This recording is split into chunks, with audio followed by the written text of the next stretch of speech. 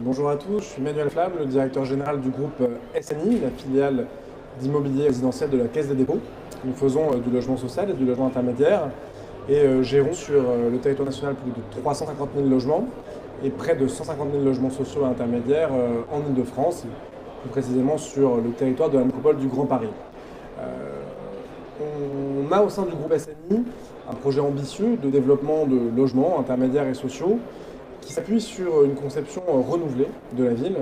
Nous souhaitons promouvoir une ville intelligente, une smart city, qui nous permettra, ou qui doit être dotée de smart buildings, c'est-à-dire de bâtiments intelligents offrant à nos locataires des logements connectés, multiconnectés, pour accueillir une somme de services nouveaux qui améliorera ou transformera la vie des usagers de notre patrimoine immobilier. Alors, le groupe est très largement engagé dans la révolution numérique, dans la révolution digitale, en décidant de promouvoir à travers l'acquisition en VFA de bâtiments intelligents des solutions innovantes. Nous souhaitons construire des ensembles immobiliers qui sont à la fois durables, réversibles et multiconnectés. Durable, qu'est-ce que ça veut dire? Ça veut tout simplement dire que les logements, ou plutôt les bâtiments dans lesquels se trouvent nos logements, sont des bâtiments écologiques. Écologiques pour raison. La première, c'est parce que, bien sûr, nous essayons de promouvoir autant que possible l'utilisation de matériaux biosourcés, garantissant la faible empreinte carbone des bâtiments que nous construisons, d'outils de pilotage de leur consommation énergétique, d'outils de gestion de leurs fluides, leur permettant de réduire autant que possible cette consommation pour qu'elle soit exactement adaptée au juste usage. C'est dans ces conditions que le groupe SNI a pu gagner un prix sur l'Occitanie Bois, puisque nous avons une résidence Ossica qui constitue la plus grande résidence Satyr-Bois d'Europe, mais aussi parce que nous développons et promouvons des solutions de domotique intelligente permettant la gestion optimisée des fluides par le consommateur et le locataire.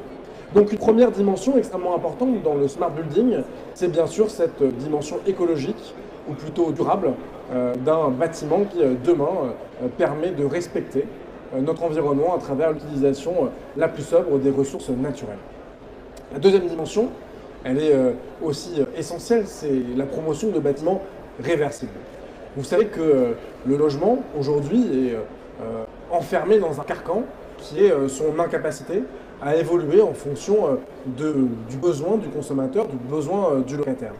Nous souhaitons faire en sorte que les logements du groupe SNI puissent demain, de manière élastique, s'agrandir quand arrive dans la famille un nouvel enfant, mais aussi s'y réduire en cas de décohabitation, départ précisément des enfants à leur majorité ou plus tristement divorce lorsque les familles se séparent. Ces situations nous obligent à nous, bailleurs sociaux, d'imaginer pour nos locataires dont les revenus sont modestes, des solutions garantissant la maîtrise du pied de quittance et tout simplement la possibilité d'être dans des logements à la surface, à la typologie, qui correspondent à leurs besoins du moment, qui sont évidemment évolutifs au cours de la vie.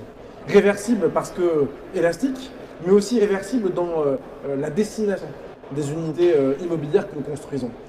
Qu'est-ce que ça veut dire réversible dans la destination? Ça veut dire tout simplement que le groupe SNI cherche à promouvoir des ensembles immobiliers qui aujourd'hui sont des logements, mais qui demain facilement pourront devenir des bureaux, des commerces, voire des parkings. Et cette transformation, cette révolution des usages, elle passe par la mise en place de nouveaux procédés liés à ce qu'on appelle une structure capable, une structure réversible, la construction de planchers où la gestion du fluide est horizontale permet la transformation extrêmement rapide de logement en bureau, du bureau en commerce.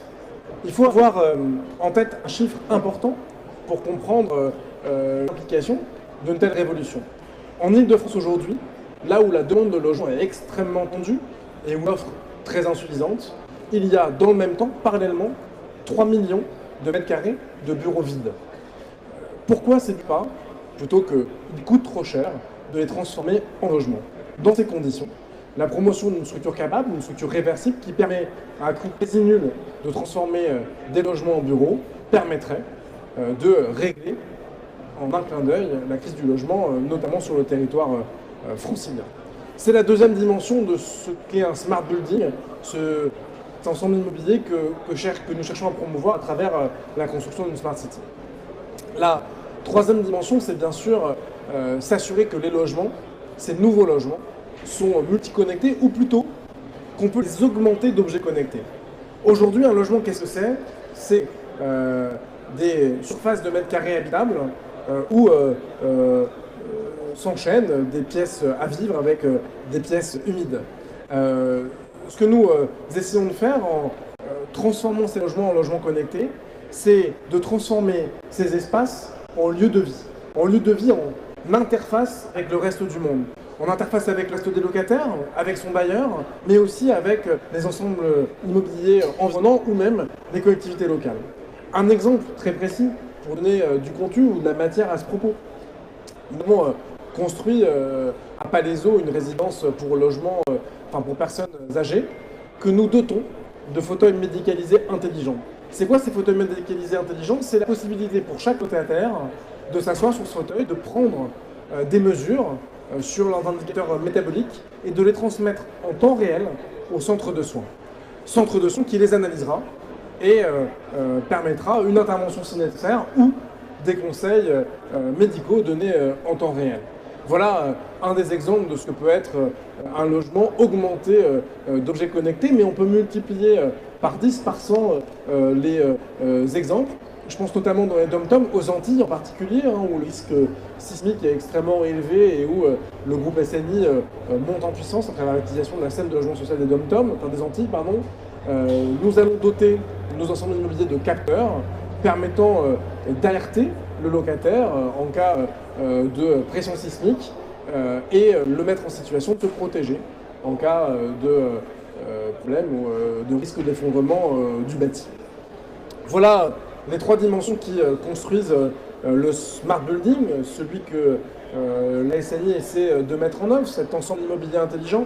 Et il faut rappeler que pour pouvoir le construire, pour pouvoir le mettre en place, pour pouvoir déployer sur le territoire français ces bâtiments intelligents, il faut construire des réseaux d'infrastructures qui rendent ces ensembles immobiliers interopérables, ou plutôt en situation de communiquer les uns avec les autres. Et pour ce faire, il faut passer par l'infra et intervenir en amont. C'est dans ce cadre, dans ce contexte, que le groupe SNI a passé avec EDF, le groupe EDF, une convention extrêmement importante permettant de réfléchir en amont à la construction d'une smart city. À EDF, le soin de construire des réseaux intelligents qui nous permettront de plugger nos smart buildings sur ces smart grids. À nous, groupe immobilier, de produire ou de promouvoir ces produits à travers l'acquisition en BFA d'ensembles innovants.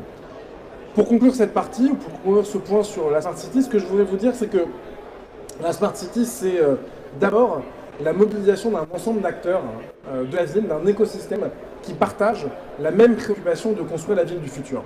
La ville du futur, c'est une ville qui permet une mobilité facilitée, qui permet de se connecter à n'importe quel lieu, dans n'importe quel point de la ville, et qui suppose que tous les acteurs, ceux de l'immobilier, ceux des transports, mais aussi et surtout les maires, soient conscients du potentiel d'innovation que nous sommes aujourd'hui capables de mobiliser. Et c'est pourquoi, en ce premier jour de salon de l'AIF, je tenais à saluer les maires d'Île-de-France qui nous demandent, dans le cadre de leur consultation, de promouvoir les solutions les plus innovantes. Pourquoi? Parce que c'est grâce aux contraintes, dans une certaine mesure, qui font passer sur le cahier des charges, que nous sommes, nous, promoteurs, opérateurs immobiliers, incités, engagés à lancer ce type de programme qui construisent la ville du XXIe siècle et la métropole du XXIe siècle.